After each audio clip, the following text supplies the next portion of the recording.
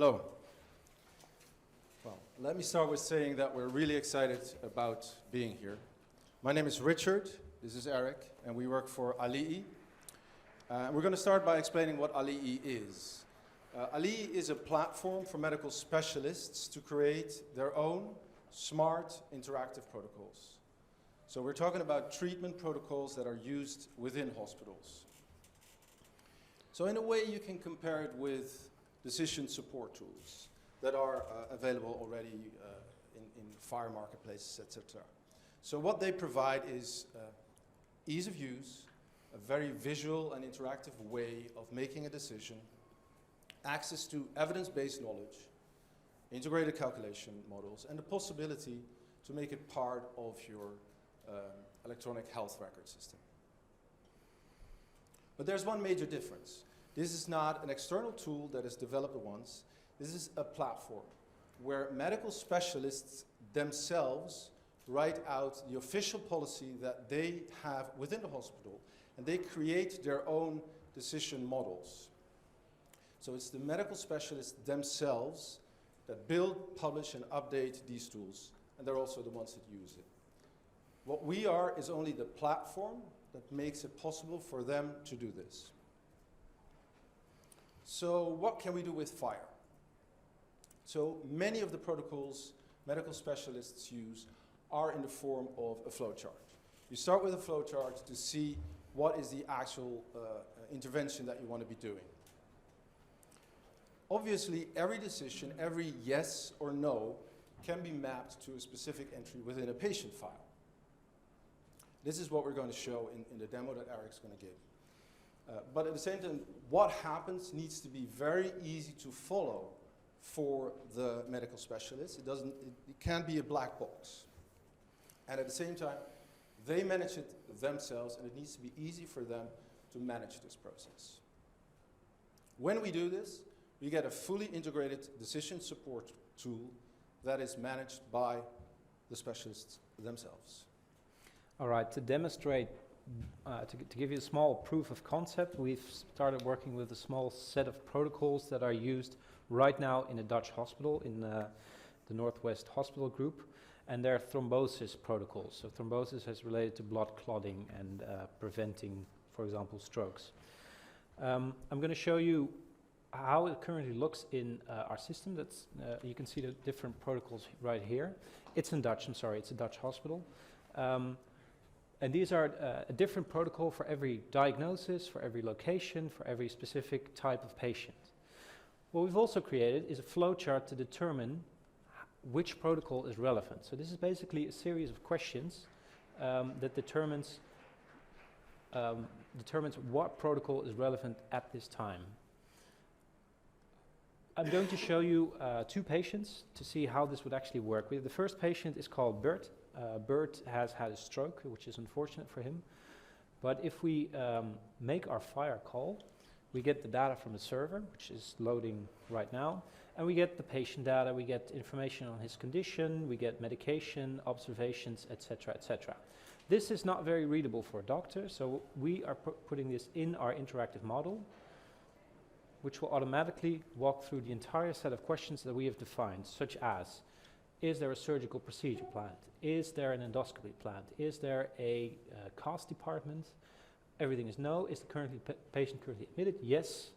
And it has the diagnosis of stroke, which means we can open the stroke protocol. In this particular case, we had all the data we needed to fill in the entire flowchart for the patient. Our next patient, called Oscar, is going to have a surgical procedure, but we don't have all information in this particular case. I'm going to show you how this works. Loading.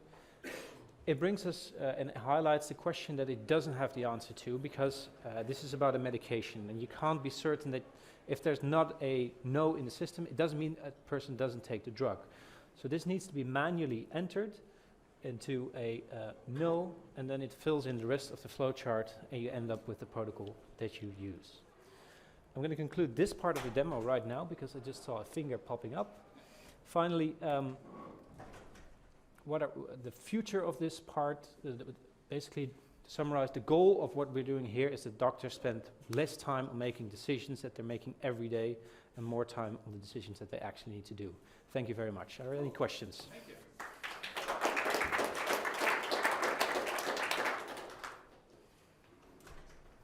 Anyone at all? I don't know, maybe can you position it in the marketplace for clinical decision tools from larger vendors? So what is a little bit hard there is that we're not the owner of the decision tool.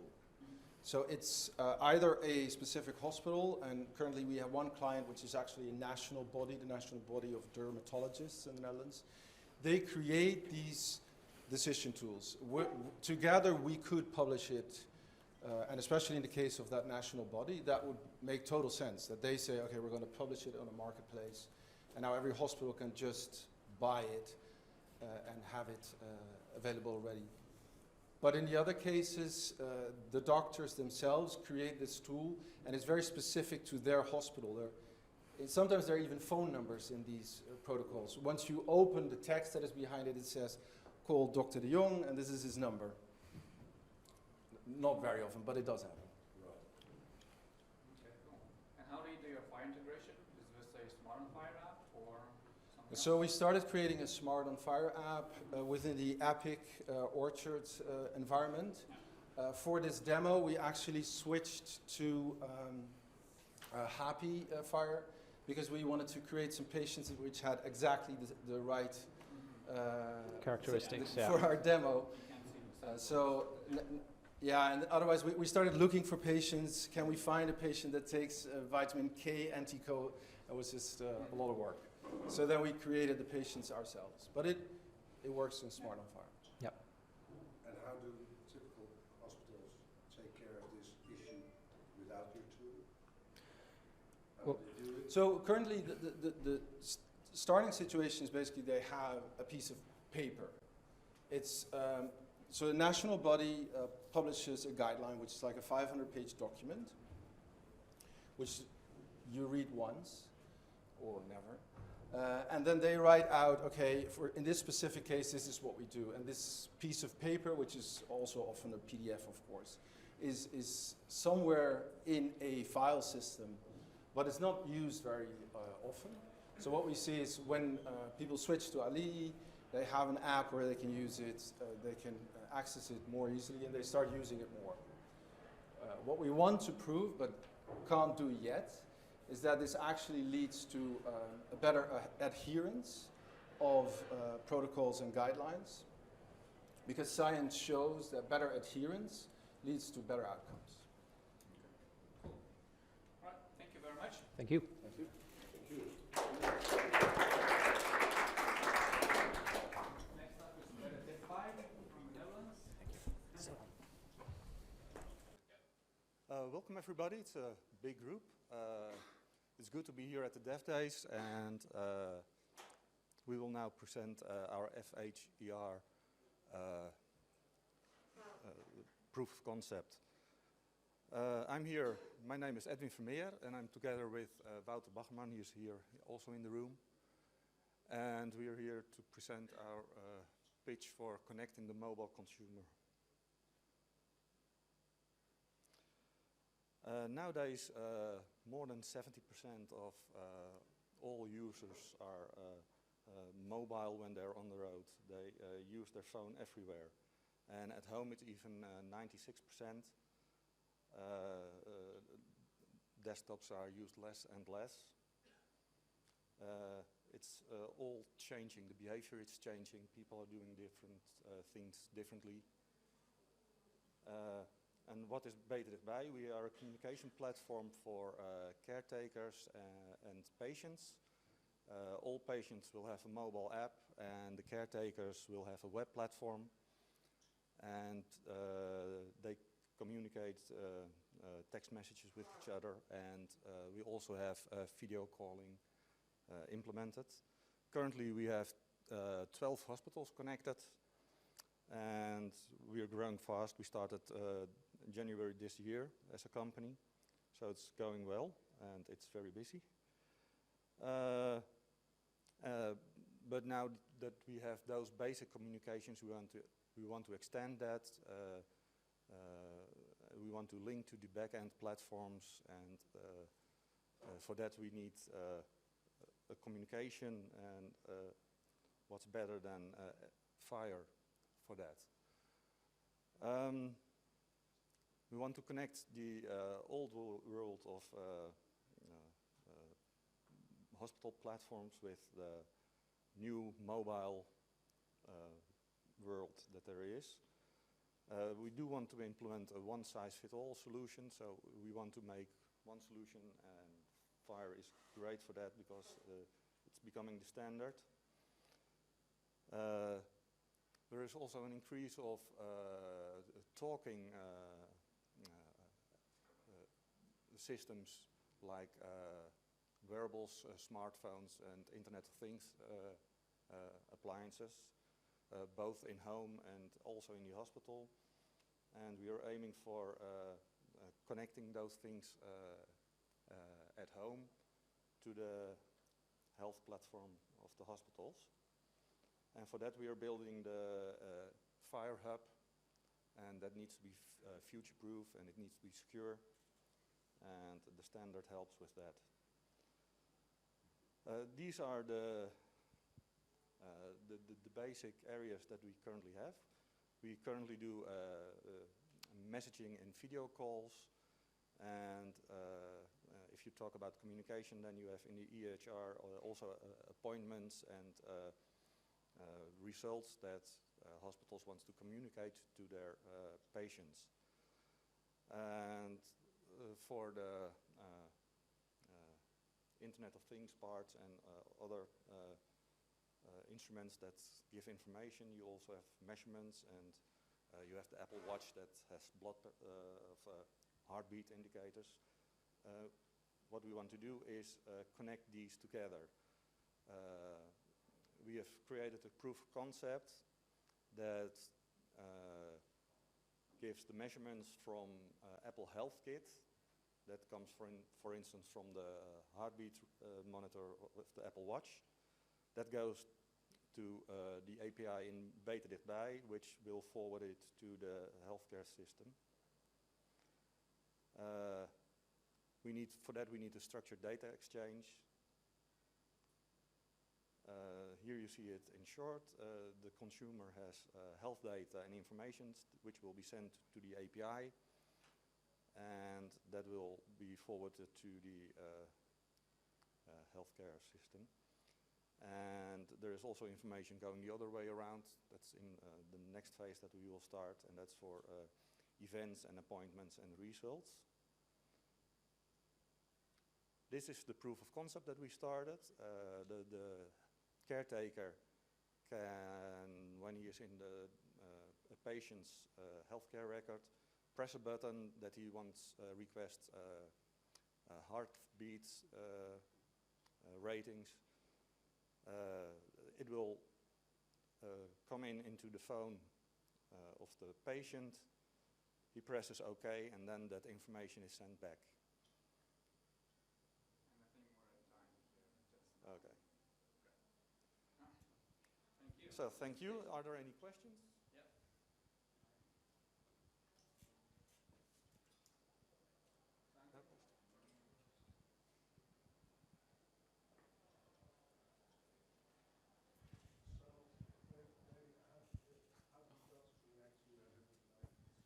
Sorry, sir, could you?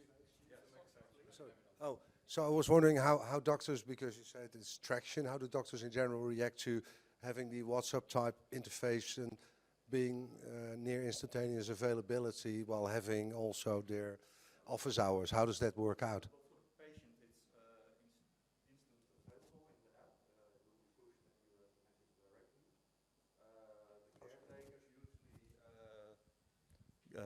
The caretakers usually go into a web environment once or twice a day to answer all those questions in one batch. So it doesn't feel like a direct messaging platform for the caretakers, because otherwise they would get nuts, would drive them crazy for all the messages coming in. And yeah, they can go quickly through all the messages and answer with default answers, or they can schedule answers, or that sort of thing. Frequency is Yeah, it depends. We have a hospital that has a policy that all departments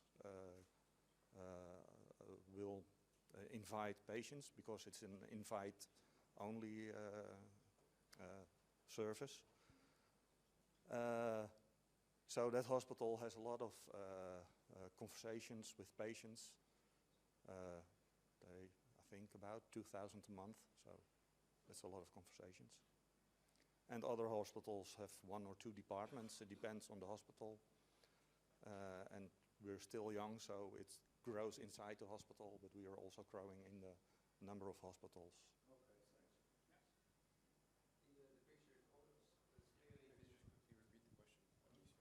Okay, yeah. 12 hospitals at the moment, yeah.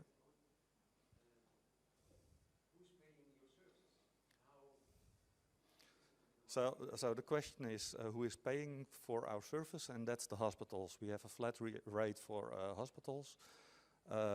We are founded by the SAZ. It's a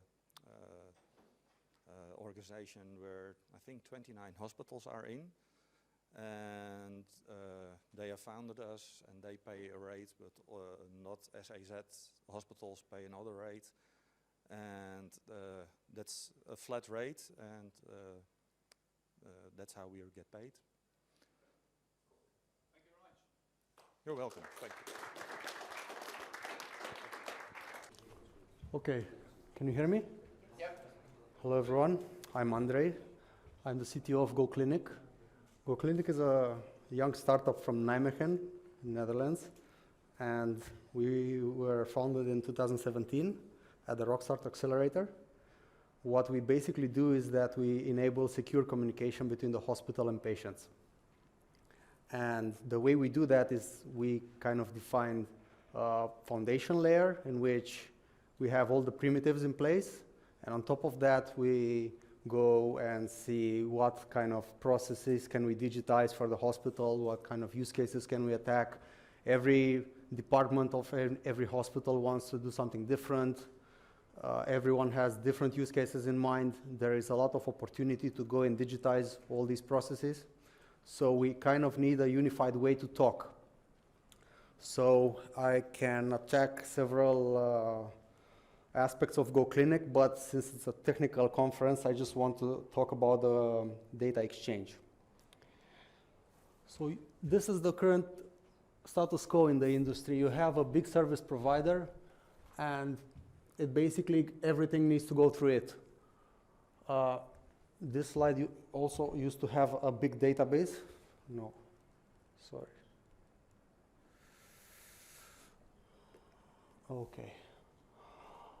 So I missed a slide. There was a database in the service provider, and the status quo was that the service provider usually gets all the data and manages all the data, creates a data lake, imposes a centralized way to authenticate, so everybody must go through that service provider. And also, we see a lot of hospitals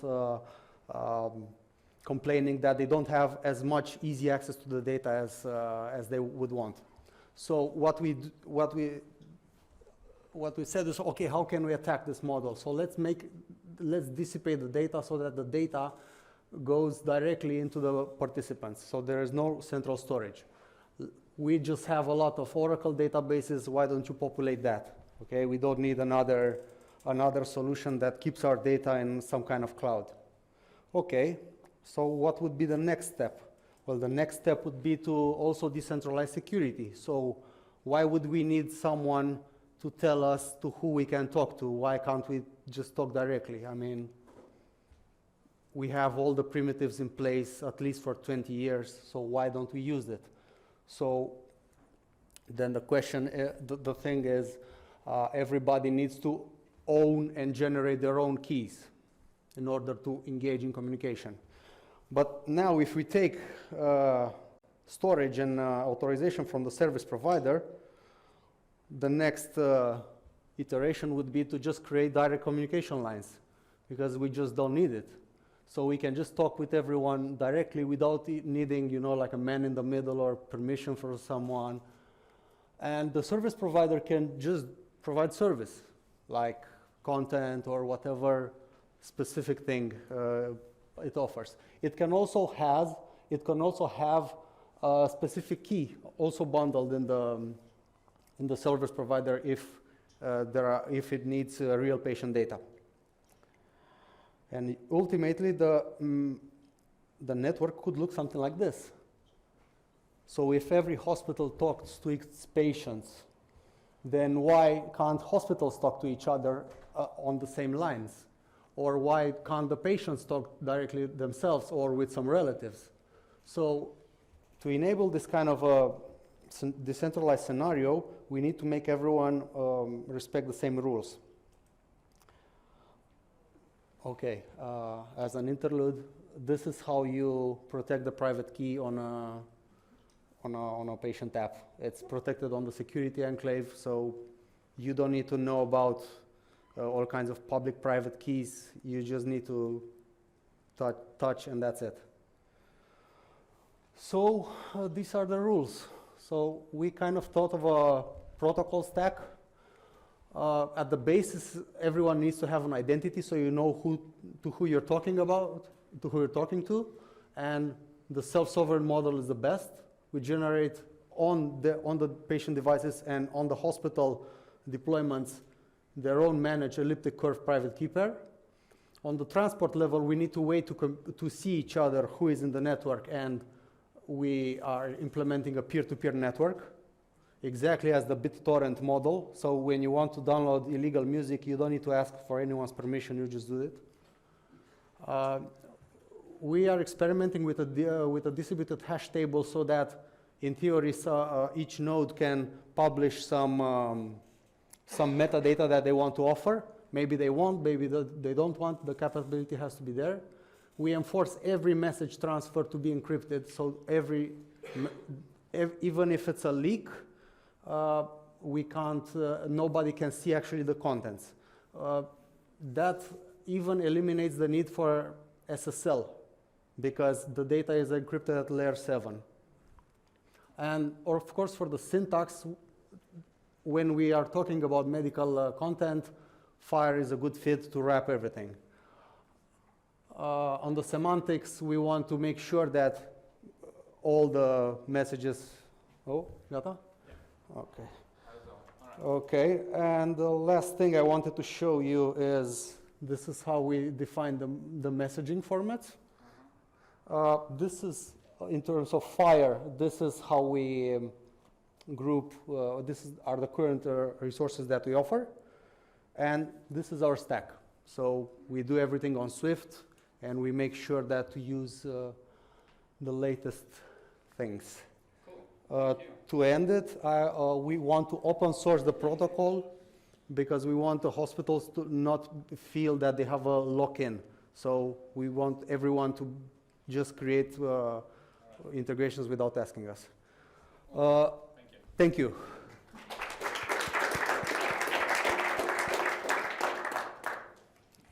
Any questions? How would an individual client start working with your system, given that all of the systems are currently centralized and you're trying to offer a decentralized system? All of these unconnected decentralized systems, they wouldn't really work well, would they, at the start? Well, they work because, for example, we have a corporate partner in Nijmegen. Okay, we have a corporate partner in Nijmegen which implements, for which we are offering an implementation of the protocol with a commercial license, and the patient get the app, and the patients get the app for free. So at the beginning, the network is only formed by that particular hospital and the patients around it. But in time, if another hospital joins, then they can use the same communication line. Okay. So we're not creating a central service, but we provide implementations for this protocol.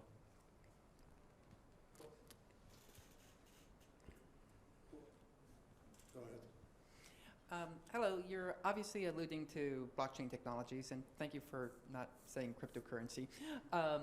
Do you have an opinion on PHI on the chain or the distributed system versus PHI list? Are you thinking of this distributed hash table as just storing the crypto keys and hashes, or would you actually have patient demographics, maybe a patient name? So I've never mentioned the word blockchain, although that was one of the original ideas. Sure. The distributed hash table just allows every node just to publish whatever information they want. So in a sense, what we can also do is implement something called zero knowledge proofs, so that everyone can validate all kinds of claims without actually seeing the data. But the protocol also has in mind on the rules section an access to a smart contract, so something like Ethereum, in which everyone can access all kinds of rules that I've given access to this doctor or something like that. Does that answer your question? Okay. Well, yes, I was wondering that when you look at it, it sounds more like a pitch you should give to a national health administration than rather to an individual hospital, because it sounds so infrastructure-like. What's your view on that? Well, what happens is usually when I try to pitch this to a hospital, I have to just say that it's a communication framework and we're making a mobile app for patients and they can do measurements, and then that measure gets encrypted to your systems, unwrapped, and we kind of digitize some of the administrative processes, and then they say, yeah, that kind of makes sense. But if I go into this, that's it, the conversation is done. Understood, yeah, thanks. Cool, great, Thank you. thank you.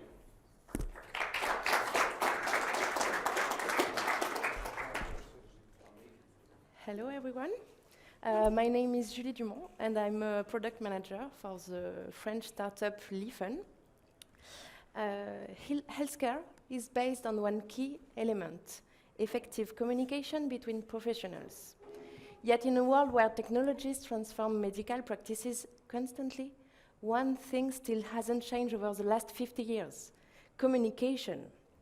For example, every day, hospitals are sending thousands of medical reports per postal mail. Obviously, this is a huge cost for the hospital, who pays the mail, but more importantly, it's a huge cost for you as a patient, because your doctor won't have the right information at the right time. And as you can see here, 80% of medical errors are caused by a problem of communication. To change that, you need to change the behavior of thousands of doctors, and that's really hard. So at Lifen, we propose a single app that allows any healthcare professional to exchange any documents to any other doctors. I'm going to show you how it works. The only thing you need is a print button. Then the output of the virtual printer is a PDF uploaded to our server, and it's processed by our artificial intelligence module that detects any relevant information, like the patient information, sender, recipient, and the document type. And then you need to find the right channel to contact the recipient. So we built the most updated and complete healthcare directory in France. And we can send after the report by electronic or postal mail if the doctor doesn't have any electronic address. I'm going to show you a very short demonstration. So as you can see, it's from Word, but you can use every software that you need. And once the PDF is printed, you have just the app with a pop-up, and it's really fast. In less than 2 seconds, our algorithm detects the recipient, and as you can see, we identify the right recipient in our directory. And the doctor can validate and send the document. If you want to look at our architecture, we use a Java server, and we use Fire as our primary data model. And then we have a lot of apps around it, like a microservice architecture. And our data model is very simple. It's very easy. And it helps us every day in our internal communication to find the right object or the right field to create a new feature and to communicate within the team.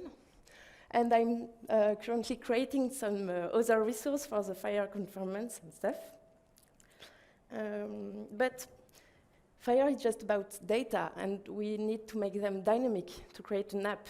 So we plugged an event messaging system on our FIRE server, and it's quite easy. Each time a client makes an API call, you have a little event sent to other clients to alert them about a FIRE resource update or something new created. So we are trying to deploy our app, and as you can see here, in Eastern France, in less than 3 months with the main hospital, we reduce the paper rate from 100 to 15%. So it saves a lot of money for the hospital, but the feedback we get more often is that it saves valuable times for the medical staff. Now we are deploying the same model in other regions, and as you can see, it's working quite well. We are sending 200,000 reports per month with a 30% monthly growth. And at this speed, we believe that in less than 6 months, we will reach every doctor in France. So we are going to change the way doctors communicate, and we believe it's a foundation to build better healthcare and to enable innovation. We also have a lot of European partners that integrate our API in FIRE. And I'm very proud to be here today because we were the first French company that have a real FIRE server in production in France. Oh, thank you. And I'm with Dali, our CTO, who will answer your question if you have some. Thank you.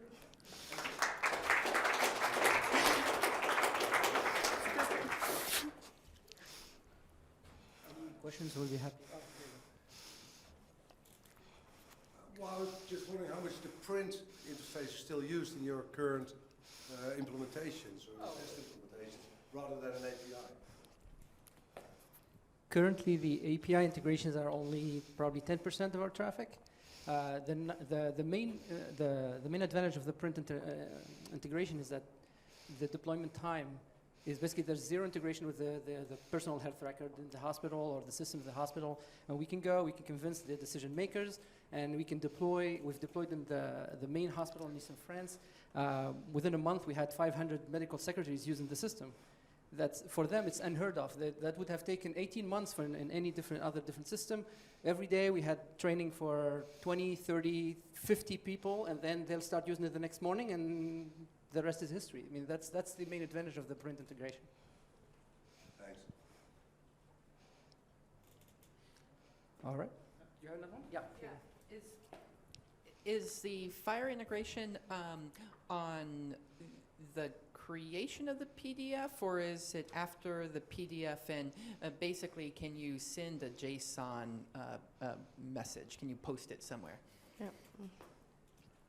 Absolutely. So every interaction between the tools that people are using and our backend are all FIRE-based. So FIRE is actually the only language we speak on the backend. We had a proprietary format and API originally. Then we switched to a gateway in front of it that translated FIRE into it, and then we switched completely our data to be FIRE native as of 6 months ago. We committed to FIRE. We felt it actually gave us a lot of celerity and agility in developing our clients and iterating on our front ends and our AI and everything. So we feel that was a winning, basically, bet that we did a year ago, and we're very happy to have that. So. Cool, great. Thank you very much. Thank you.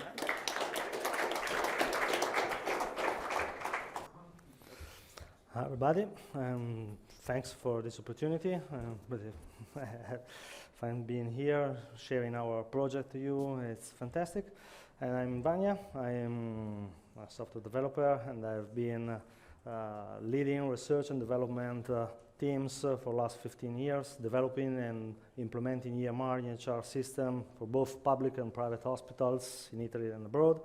And nowadays, I am the Chief Technology Officer of Nuvita, and I'm here with Simone, which is our Software Development Manager. Please. Okay. Nuvita is a startup. We started developing our platform 9 months ago. This is our team. We are really proud to work together. Let's Vanya present the Yeah, platform. so what's new? New is a multi-tenant, multi-environment clinical collaboration platform, and this is available on the cloud in a software as a service business model, as well as on premises on your data center. And the main concept that led our design phase has been scalability, usability, and interoperability, of course. And with these three pillars, implied the adoption of cutting-edge technology, wide usage of standards, and the design of a modular and extendable architecture. And in this slide, you can see starting from the data layer up to the presentation layer throughout the business logic and workflow engine and the authentication, all the stack that we have. We were very lucky because we could design the architect from scratch. So we chose both consolidated and cutting-edge technology. We chose these some acronyms, some names. Everything is built as a microservice, of course, asynchronous. Everything is asynchronous. So you see RabbitMQ, Redis, and so on. And going deeper, you can see a selection of services available on our system, and there are infrastructural components, the Mongo, the RabbitMQ, and then for each tenant and for each environment, you have a file server, of course, a workflow engine, and an IDE, an integrated development environment, which you can design forms, design workflow and processes, and build whatever you want. Why our product is different? First of all, because of its workflow engine that supports BPM and 2.0 standards and templates, with a huge number of extension and customization we're developing for healthcare scenarios. Every process may be designed or simply customized for each specific domain. And thanks to our event orchestrator, new clinical evidences may trigger other workflow, change an existing one, of course. Creating tasks, creating notification, or executing custom C# code. So you can create almost everything you can imagine. Yes, it's a role-based workplace with customizable dashboards, widgets, and notification area, where any actor of the healthcare, starting from doctors, nurses, medical care, and the patient, of course, they can interact, producing data and consuming data together.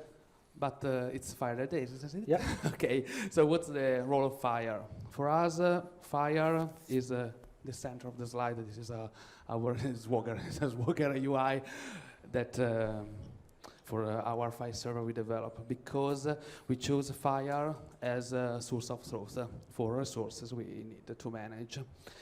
And starting from this pillar, we are developing widgets for our dashboard, for example, a to-do list for task or notification.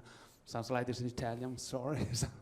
Or a global search, for example, global search for practitioner, for messaging, for observation, from encounter, and so on.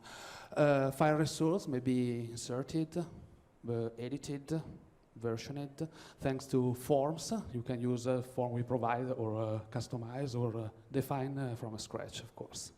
And we're developing something to integrate legacy, no, integrate HL7, of course, because the reality is that everything works now on HL7, so we can create an adapter for this.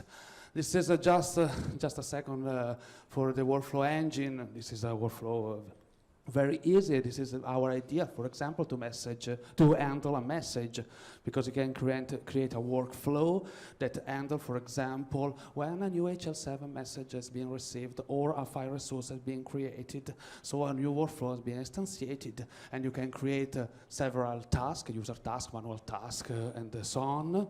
Okay, and then you can create your model or write. Okay. Or now the business model, vendor-based strategy. Okay, I will be very, very, very, very fast. And it's my fault. we think that the vendor-based strategy is the right way to propose a clinical product, and we provide just a bunch of forms and workflow, and then we encourage our partner to implement and customize and going deeper, implementing their own data layer. And when you can use new platform, it's easy. Just register on our platform, create your tenant, and play. Just draft and craft. And when, by the end of the year, beta version, and we are quarter first of will be September. live. Thank you so We'll be much. That's the here. last slide. Fantastic. Thank you so much. Keep the mic for Yes, for the question. we'll be here. I did not It's quite a- understand the vendor, the last part, the vendor-based. The vendor-based strategy. Okay, let's go back. I mean, what we see in these last 15 years working, implementing EMR in EHR, we see that in any hospital that we've been on in region, in South Africa, in Georgia, we find that it's always a different story. You have to customize and change forms because doctors, they don't want the one that you have in your EMR system, you have to change.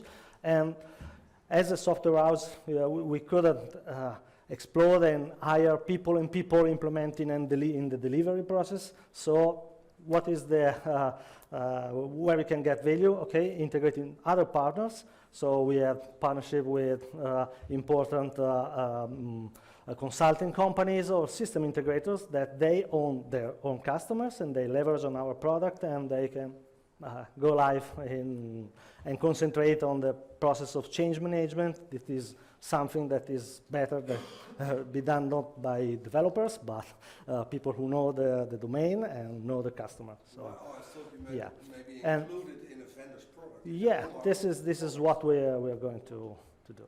Yeah, and so we concentrate on the development and I mean for the medication process we are going to be certified ISO 13 for the as a medical devices, of course. While a system integrator will never do like this because it's not a product, it's not a medical device, and so they can leverage on a product that is certified and so on. So we think that this is a good business model. We share the cake, and I think it's a good. All the pizza for the Italian. Are